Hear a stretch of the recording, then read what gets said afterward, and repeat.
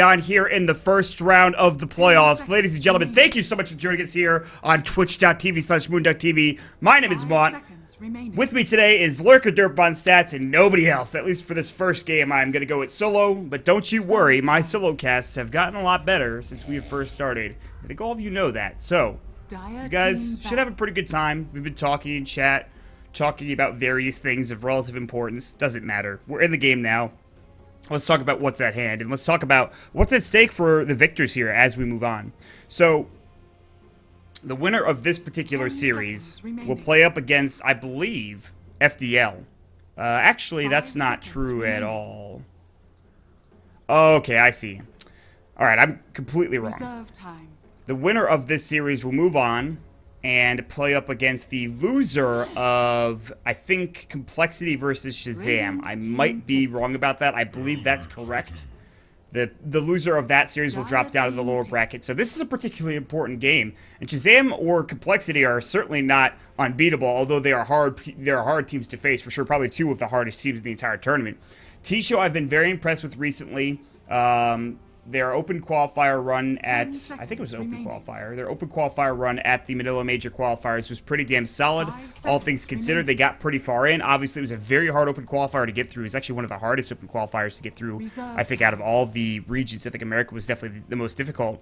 And the other squad, Drinking Boys, this is a relatively new team. They might have participated in the open qualifiers. I didn't see their run, so I didn't get to determine how well they played, how well they placed, and where they went from there. But still, with that being said, Tshow do have HFN back. He was formerly of Dragneel, a team that did pretty damn well, I think, during the main qualifier run. And HFN is just a really strong mid player. I mean, his Invoker has been, I think, legendary. Maybe not legendary, maybe legendary in the Brazilian scene, but still very strong. I think for most people, Tshow have a very solid lineup. You've seen Bardo, C4T, Tavo. These are all names that we've heard before. HFN, obviously, I've talked about. Cirillo, not sure who that is. Might be a fake nick, might be somebody that I don't know of, which is very common for me and South American teams and players. For Drinking Boys, Shanks was formerly of Void Boys, and then before that, I think, what was the team before Void Boys? I can't remember off the top of my head. It was Pat Soul Squad. You know who I'm talking about. I think I was top 5, I think it was what it was, but when he was part of that squad, so it was a little while ago. And Jatova S also played for them as well. I think he ringered for them occasionally. So Drinking Boys, obviously, they are in the lower bracket. Both of these teams struggling to stay alive and stay in it. But they have a pretty good start to the draft, at least for Tshow. Tshow will get up the line that faces Void the Elder Titan, so they have 2 supports, pretty good roaming supports at that with the line of the Elder Titan. They get faces Void as well for probably the off lane, although safe lane Void is pretty, I wouldn't say super common now, but it's more common than it used to be. 10 seconds. On the other side, Drinking Boys also get a pretty meta draft here with the Beastmaster and the Enchantress. 5 seconds. This looks like it will be the Beastmaster offlane then, because you have an Enchantress and that one hero likes to go in the jungle. She used to be played all the time in the offlane. That's not likely to happen this time around. So we'll wait and see. The one problem I have with these best of 1 series is that I can't talk about what teams have done recently, what teams have done in like the series. If it was like game 2 of this series, I'd be like, okay, here's what we saw last game. Here's who came out on top last game. You know, this is what I expect to see this game. You can only really go based off of past results. And honestly, there's not much to go off of, really. These teams haven't played that much, as far as I can tell. Storm Spirit. You know, Drinking Boys have played, let's see, how many games in the past? They haven't played a game except for, like, the last time they played was in Canada Cup, which was 8 days ago. It was more than a week ago. And they played up against Enemy GG, which they've defeated. They lost against View 6 very quickly. 19-minute GG, which then relegated them down to the loser's bracket, obviously. For Tshow, I think they've played a bit more. I think Pseudo Americans has been going on for a bit. Pseudo American Masters. Oh, God. Okay, or they've played a week ago. And the last games they've played were in Pro Dota Cup. And then 11 days ago in Canada Cup. So again, these teams, they're probably scrimming a fair amount, hopefully every day. Although there's nothing really to scrim for right now except for TI, which is a ways away. You know.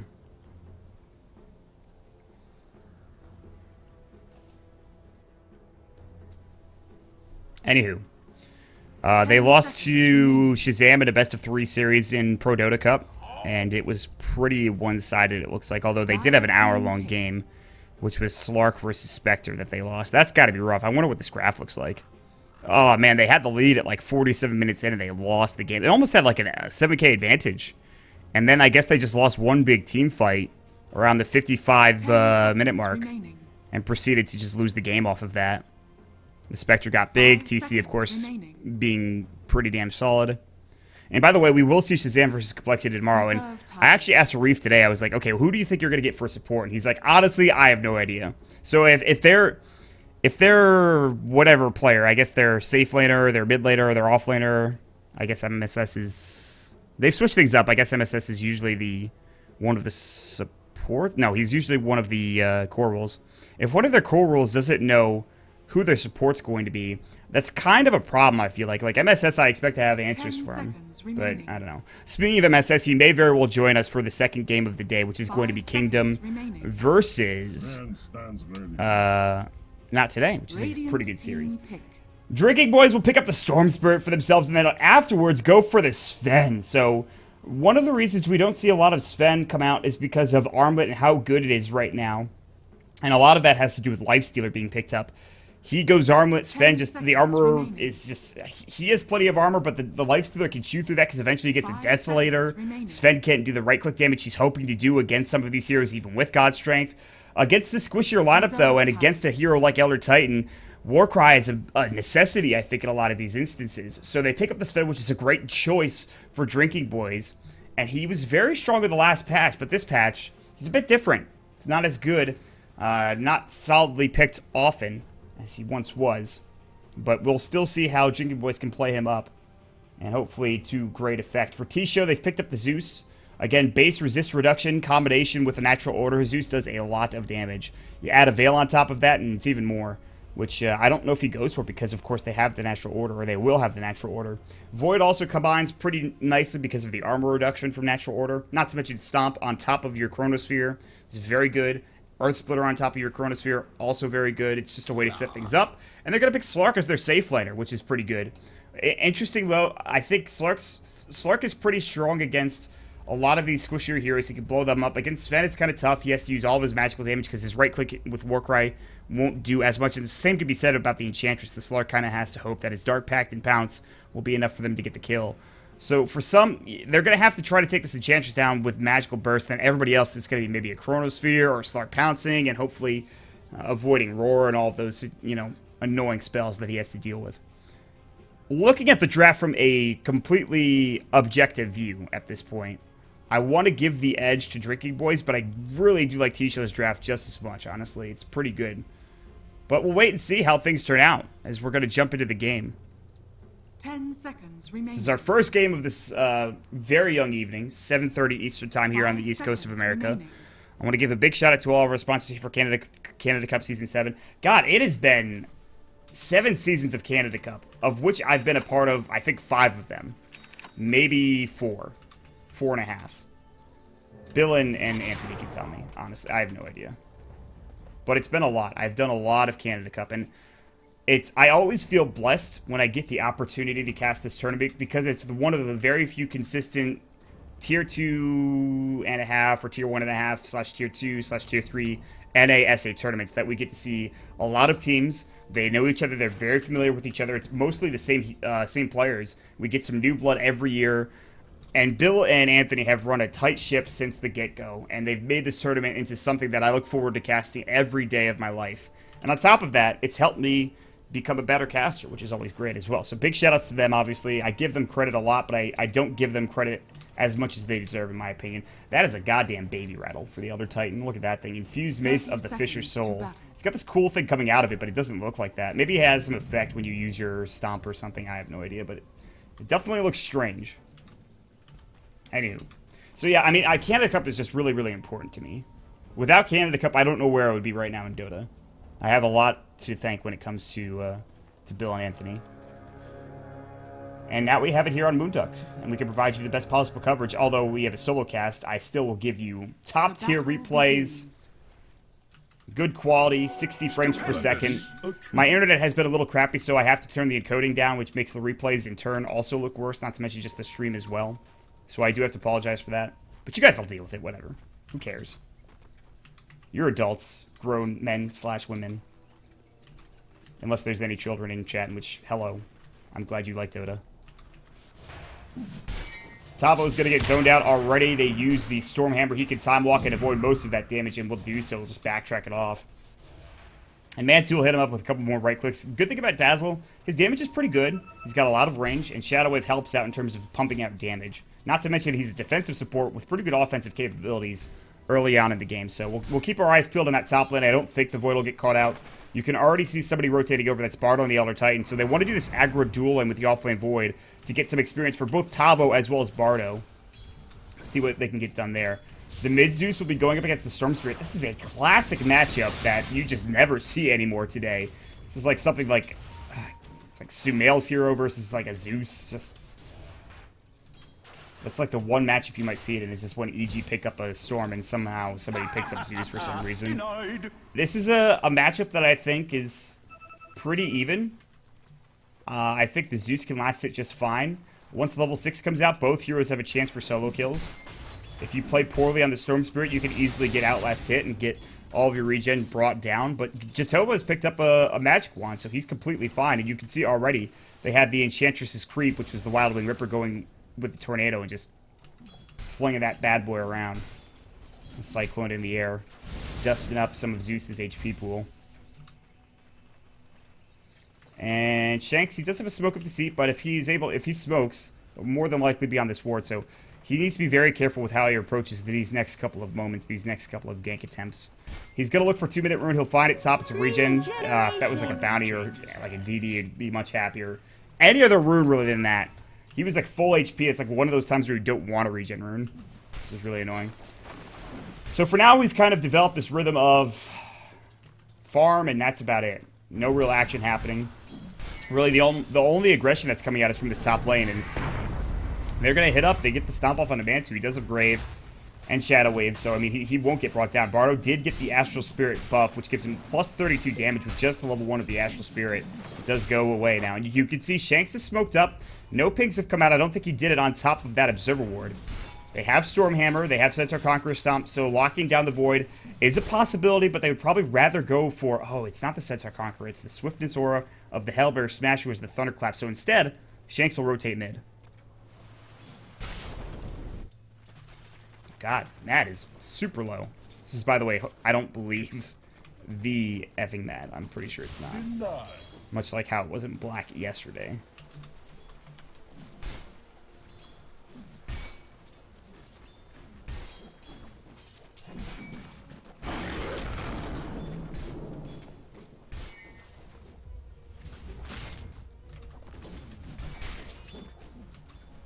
KKY Heart Elena, excuse me, continues to be the top in the CS, and I believe the top of the net worth as well. Maybe not, actually. The Slark's a little bit ahead of him. But however, the Slark is a little bit caught out here. Matt is going to come around. No Roar just yet. He's only level 4. It's still like 3 minutes into the game, 3.5 minutes. They could go for an enchant. He could obviously Dark Pact and bounce away if need be. Top lane, Sven popping the War Cry, getting caught out, and I think they used the Stomp to get him in that position. Monto is actually in trouble as well. He's got Shadow Wave. He might have to use the Astral Spirit right-click with the buff coming out from the Astral Spirit is pretty freaking heavy. That staple gun turns into a... call it a lead weight or something. I don't know. Earth Spike onto Mad. Dark Pact pounce. He's in trouble. The Borslow will help him out. Now the Axis. Can he turn this around? Shockwave comes out. Shanks will get first blood. They turn it and get it done. Shanks comes out of seemingly nowhere. They did not expect the Enchantress to be there with a Satyr Tormentor, and that will provide them the first pickup of the game. Mad gets his Tranquils up. He'll regen that way too. That's a gigantic pickup for DKB, the Drinking Boys. Because they kill the enemy carry. He's down for, 10 to 15 seconds or so. He's not farming. While this is happening, yeah, the Sven's getting kind of zoned out, but still, they're getting other farmed heroes elsewhere, including the Storm Spirit. Move my mic a little bit so it's closer. You can hear my annoying voice a bit more. Borslow going to HFN again. C4T is going to leech back or mana drain half of his mana pool back up. Shanks will walk over an Observer Ward.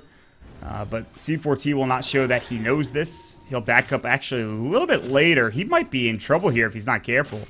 The Borslow coming out good. Earth Spike. Shockwave's not going to be there in time. The Axes will connect. Shockwave will be dodged by C4T nicely. He'll sidestep it. Hexes up. Mad. Low, about 10 HP left. HFN just needs a right click or Dark Pact proc.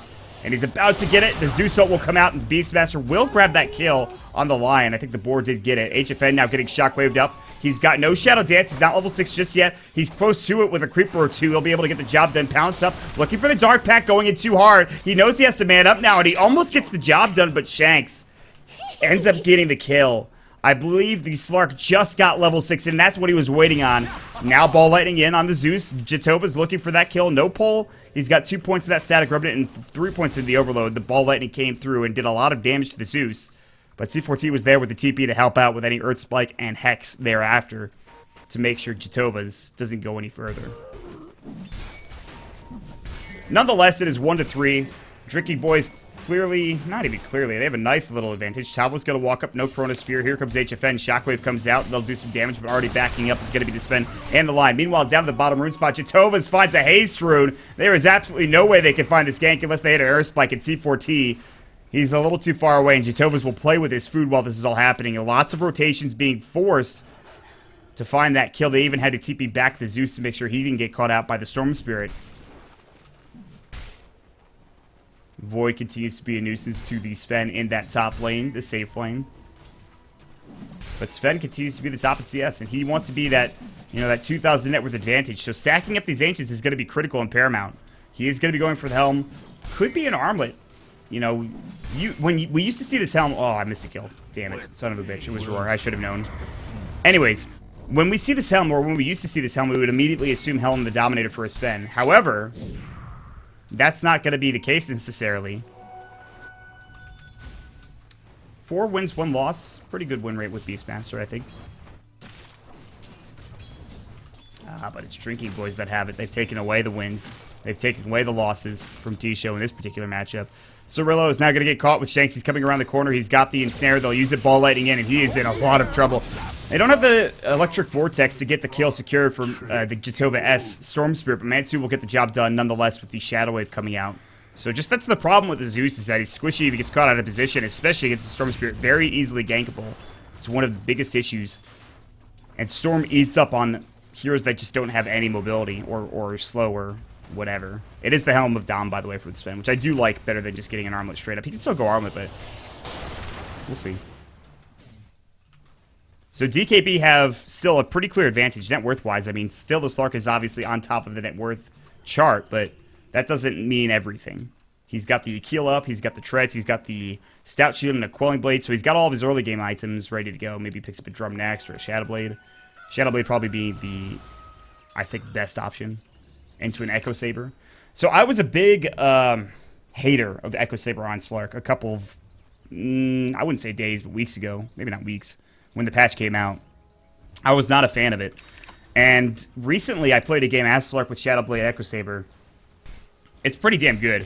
Lightning Bolt, Sven, Chronosphere, they're going to find it. Astral's going to go. They're looking for a stomp. Grave might come. They get the Shadow Wave off. Zeus ult. They can't get off the Grave in time. Mansu was there. Unfortunately, now he will fall, it looks like. He's got the Grave he needs to use. He'll get it off in time. He was literally half a chunk away of HP before dying. Mansu might actually live now, and Tavo getting destroyed by Jatova S's Overload. Cirillo's in trouble. Gets the kill with a Lightning Bolt, but still is going to end up being a 2-for-2 trade with their mid laner going down for the safe lane exchange. Bardo getting chased, and Chance up and ready to go. Shanks his phase boots. They can chase after this. And Bardo didn't have mana to stomp, and he's pretty fast, but he's not that fast. DKB could have gotten more for that. If you look at the fight recap, though, it does go barely in favor of Drinking Boys. Yeah, this is that's a very good point, Lurka. Elder Titan was not touched in the last patch. This patch, everyone loves him. Natural Order has made a resurgence as one of the primary ways to win a game. Stomp has been very good. A lot of it, I think, had to do with Shazam, at least in the American scene. Shazam's SVG did a very good job of playing this hero and getting it back into the scene and to where it belongs. I was a huge fan of Elder Titan for a long time, back when his Astral, it was for Astral 4 Natural Order build. And you would like send him mid, which was the quote-unquote Bulba invented build. So use air quotes for that, please. Because that's what it was. Roar's going to be going on to Bardo. He's going to get caught. The Boar's doing some decent damage, but Mad can't solo kill this without axes. Although axes are only level 1. It's a good effort. But Mad has to waste Roar just because he was walking up high ground and I think he was looking for a solo kill. Ancient stacking now up to 3. Dire's bottom tower is under attack.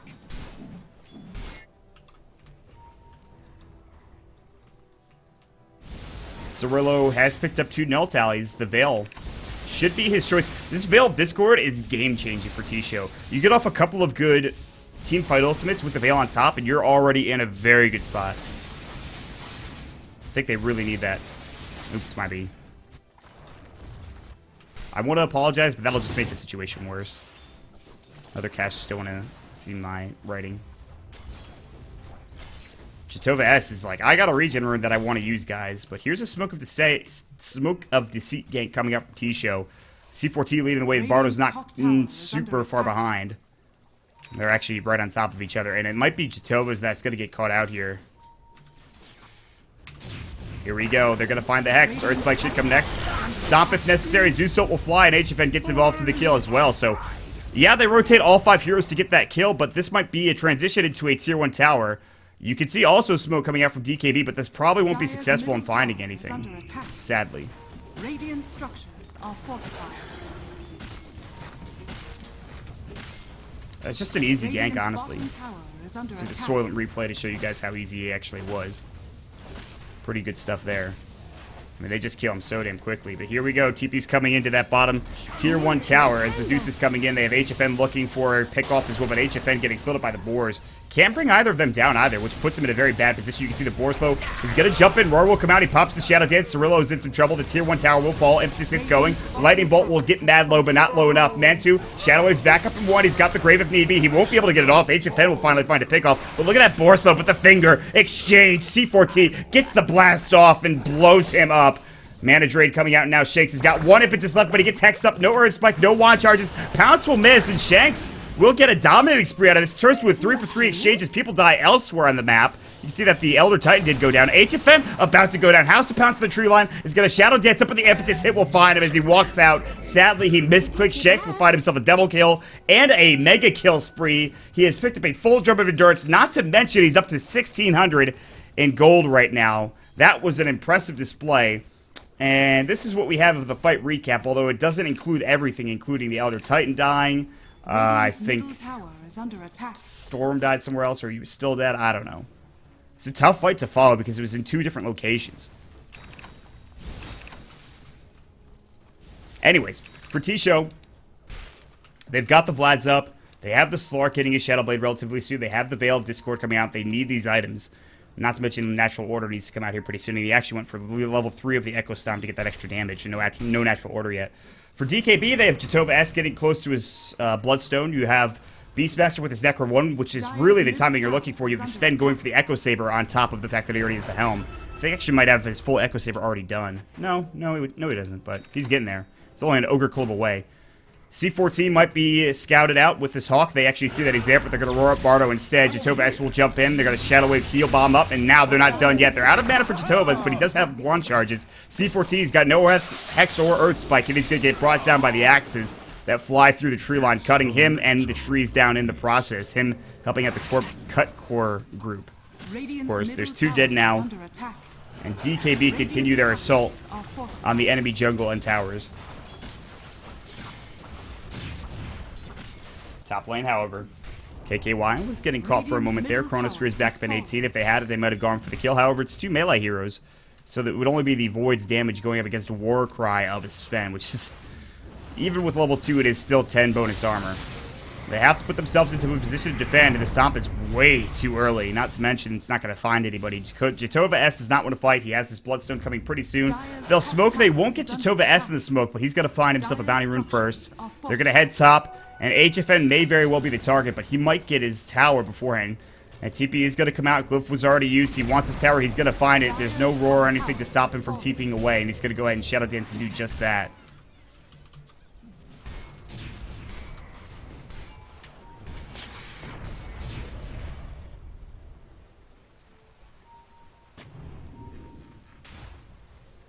Dire's middle tower is under attack.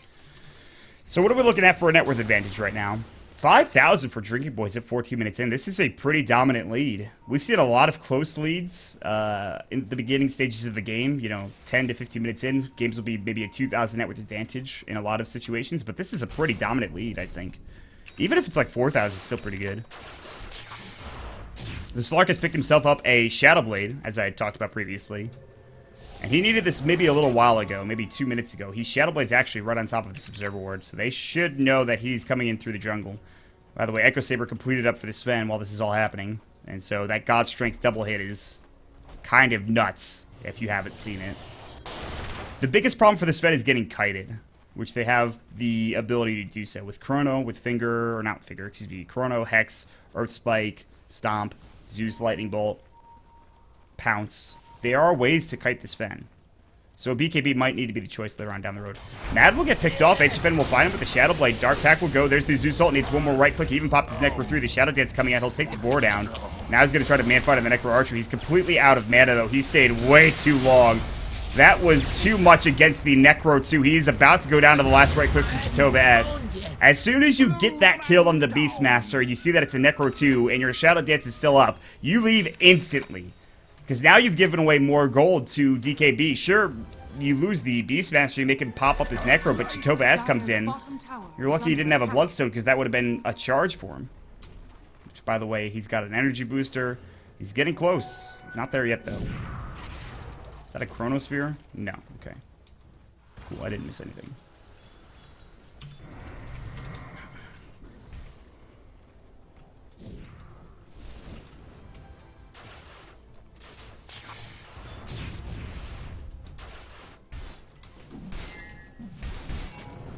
Echo Saber's so good. Veil into Aetherlens. This Zeus is caught up nicely. Although I guess it's 2 early game items. You can see where he stands in the net worth chart. It's a pretty interesting net worth chart because you have the 4 position support up there for DKB right next to the Beastmaster. The Void's actually more farm than the Slark, which I find particularly noticeable. DKB want to take Roche. With God Strength they can. They have good vision advantage. The only ward covering Roche is this one, which is how much vision does this actually give them? If they walk down here a little bit, they'll be seen, but this is the most of the vision they have, and I think they've gone to the Roche pit. In fact, they have. The Dark Troll will come through, and they might know that something's up, but you can see this vision for the Radiant squad it's not really giving them much. Dire Vision. They use the scan right on top of Roche, although Jatova's about to walk into it. That's the one good thing about the scan for Roche. It doesn't work on Roche, but it works on people walking into the Roche pit. So they know that this is happening. It's way too late, though. They were not in position to defend or contest that Roshan. So Chitova S will find himself an Aegis. The best Aegis carrier in the game, if I had to put a name to it. I think it would be Storm Spirit. 18-minute Bloodstone, 68% win rate. It's pretty good. Might be a little bit less, you know, after 16, 17 minutes. Not quite that 15-minute time. Mantu takes 1 Lightning Bolt. Zeusol, he sticks up to stay alive. Actually, it was the Shadow Wave that kept him up and ready. Cirillo's cursing the gods right now, because if that Stick Charger, or excuse me, Shadow Wave didn't come out, that's a kill. Well, it's still a kill anyways, because that GFN just walks in with the Shadow Blade, gets a right click off, and finds himself the kill. He will Shadow Dance and get out. Courier was there, but we're not really willing to actually go for it. Nice pick off. It's a good pick for Slark. Easily done. Tavo going for Diffusal Blade. Big fan. Great choice. For what, I'm not exactly sure, but I do like it.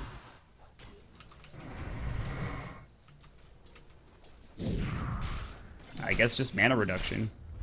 Like, really important against the Storm Spirit.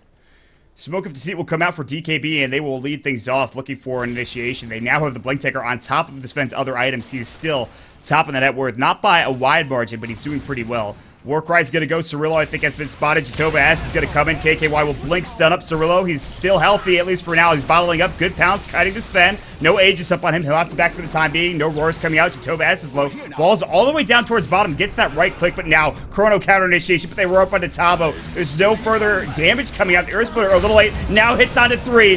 They're all low. It's going to be a 1-for-1 exchange. HFN will clean up 2. A double kill. Almost a triple. He has to Dark Pack to get the 3rd. They're looking for more. On the other side, Shanks will hightail it out, but HFN gets the job done. Bardo with a beautiful Earth Splitter. Yes, Jatova S does get Cirillo in the end, but he needs to get out. He's already used his Aegis. Stomp. It's there and ready to go. He's got mana, so he will be able to avoid this, but now coming in is HFN. Shadow Blade hit. He's looking for Shanks instead. This is the right target. He's got the Silver Edge, so the passive will be disabled. That means that there will not be the Untouchable for the Enchantress. Nonetheless, that is a fantastic fight coming out for Tshow, and HFN He got a lot of help from his Elder Titan's Earth Splitter. I mean, that was Craigasm worthy if I've ever seen one. Really nice. Let's go. I think I got that on replay. I hope I did. Get this up on stream. I did. That's awesome. Hopefully there's nothing happening in the meantime. So just look at this initiation. They had everything. They had all of it ready to go. And then the Chrono comes out and Bardo's just trying to make his way. Bardo is at this point in the well. He's in the well, rejetting up. And now he just throws out his Earth Splitter in like a couple of moments from now. Like the Chrono is there and he's like, I can't get there in time. But they're all trying to focus Tavo and then boom, it comes out and HFN just blows everybody up with a couple of right clicks. Ugh, what a glorious fight, honestly. Dire's bottom tower is under attack. Dire's structures are That's just some rock solid stuff.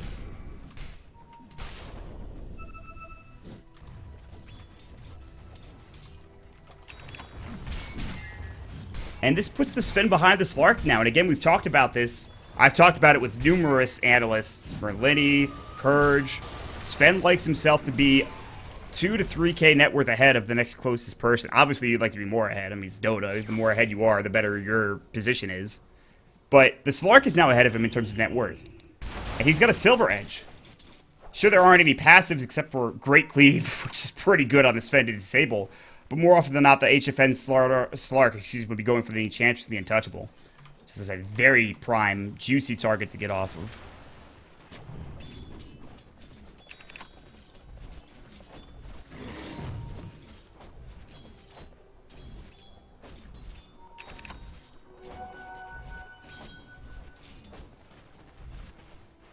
Smoke of Deceit from Tshow to lead the way. They're going to try to find something more after that last fight. They haven't quite evened up the net worth graph yet.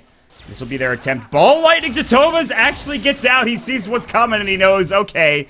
He Ball Lightnings in, says hi. Oh, later, bye. See you later. I don't want to be here anymore. And then he just zips right out. And Tshow will not find anything with that Smoke of Deceit. Oh my god, that's... If you're that Storm Spirit, you're like, oh, God. Oh, dear God, please, no! You're like freaking out about it. Still, even after that fight, the onus is on Tshow to find those good initiations. Because DKB, they have plenty of items. We've already talked about it. You look at the 3 of the top 4, excuse me. And then the Enchantress. The Roar comes out. I think he Dark Packed it off. Chrono only hits on demand 2. Earth Splitter might come next. Jatova S looking to help this out. Zeus Hope will fly, doesn't do any damage. Now the Sven comes in, pops the God Strength and War Cry. HFN, though, going to work. There's going to be the Earth Splitter. They'll take the Sven down. Still, Shanks is just throwing the arches from a long range. The Javelins going toe-to-toe with Tavo. HFN and Tavo will be able to get out. Not lucky enough. The Elder Titan will get picked off by Jatova S, getting himself a double kill at the end of the fray. Very close fight, all things considered. But it does go in favor of DKB. This is exactly what I was talking about. Even with the Sven going down, still a lot of good damage with the Bloodstone. Almost an Orchid now for the Storm Spirit. Yes, the Faceless Void and the Slark both survive, but they're going to lose a tier 2 tower out of this. And the next fight they lose, probably, they might not lose this, they have Glyph. The next fight they lose, there might be high ground pressure. However, HFN is here with the Silver Edge, looking for a pickoff. Sentry has not been placed down. No vision coming out. Silver Edge will go off in a moment here, though, and that should be the end of it. They'll just lose their tier 2 tower. But this is what I'm talking about. If the lane's pushed in and DKB win a fight like that, then they're knocking on the tier 3 tower door. Although they'd probably like to get the tier 2's top and bottom, but whatever. Regeneration.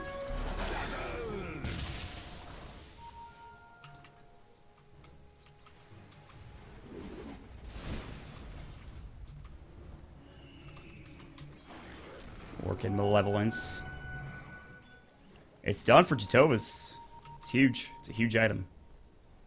Silence is a necessity against a Slark. Even against a Void, too, but he does have Diffusal Blade. I think Tavo picked the Diffusal Blade in, assuming that the Storm would go for an Orchid. It's a way to diffuse off the Silence, which is nice. Well, it's probably one of the reasons. HFN's going to walk onto a Sentry Ward. He'll know that it's there as the boar hits him through it. Not sure if that was intentional for Beastmaster. Roche Timer, don't know when it's up yet. Double Damage Rune, Chitova's going to find it. That's frightening. He also has 16 Bloodstone charges, which is pretty nuts. Scan is going to be used by the dire side to see where the rest of Tshow are, and they will see that Bardo is walking through. Or at least they know one person, at the minimum, is walking through that area. Meanwhile, the dire squad already near the Radiant Observer Ward. Chrysalis done for this fan. I feel like he needs a BKB. He's getting kited too much. He has a blink. Here comes HFN, though. Jitobas is not the target he's looking for, but he's going to try to go on him anyways. The Orphan comes out, Dark Packed it off. I don't know what he was expecting. Now he's going to get gone on. Jitobas has a double damage rune. Dark Pack's going to fly Stormhammer. He'll get that off. He's going to pop the Shadow Dance, but Jitobas gets the kill with the Overload procs. Now C4T getting impetus. It's a 1-for-1 exchange. Storm's only dead for 10 seconds. Bardo now getting chased down as well. They have KKY looking for that Stormhammer. They can't find it. Instead, they'll use it on a target that blinks out, which was Tavo, who disjoints the Stormhammer and gets away just fine. It's a clean initiation for DKB. They lose a couple of Bloodstone charges for Chitovas as he gets brought down with the Figure of Death. Not that bad of an initiation, all things considered, for Drinky Boys. They get the Slark, which is probably the most important thing.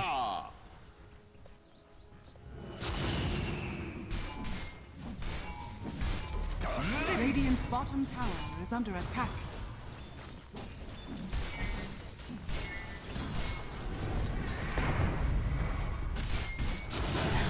Warcry will go for KKY, and they'll take down this tier 2 tower. Radiant's bottom tower. I want to play the replay, but I want to make sure that there's nothing else happening in the meantime. Let's see if I can get it done.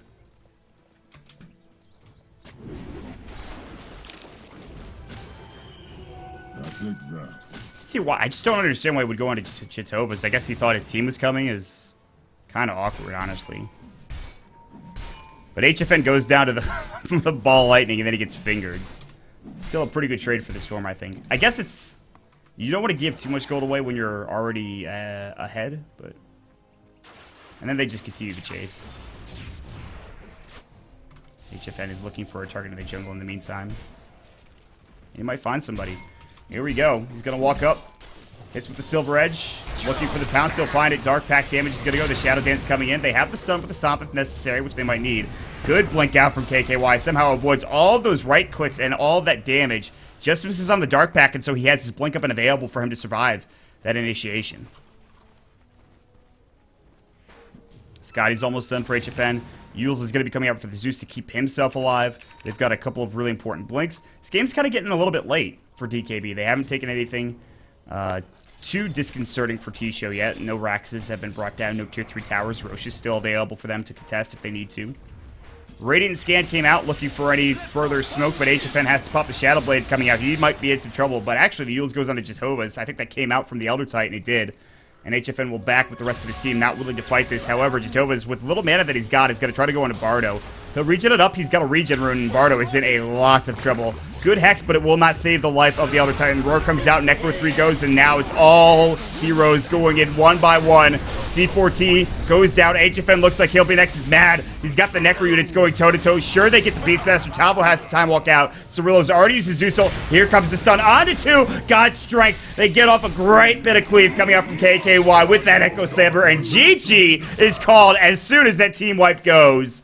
Tshow, though, there's nothing left to the tank after that. That is nuts damage coming out from DKB. And Tshow make the classic one-by-one mistake that you see so often in pubs, and it just ends the game right there. They had a chance, I think, but they got a little ahead of themselves. And that's it, Tshow. Just like that, they're out of the tournament, and DKB will move on and face up against the winner of Complexity versus Shazam, I believe, which is tomorrow. Gotta give credit to Shanks. 8-0-12 on the support Enchantress, 4-position Enchantress. Not only that, but Chitovas had a pretty solid game with the Storm Spirit, and that's all we'll still see from Drinky Boys within the next 2 days. We'll see what else we can get as we move forward in the tournament, but they played very well. Excited to see them perform later on down the road. This is just our first game of 3 for Canada Cup Season 7. We'll jump into a break and get into our second game, which will be, I believe, Not Today versus Kingdom, a pretty exciting game. Looking forward to that one. My name is Mott. You guys can follow me at MottDota. With me is LurkerDerp on Stats. You can follow her over at LurkerDerp on Twitter. And we'll see you guys next time for game number 2.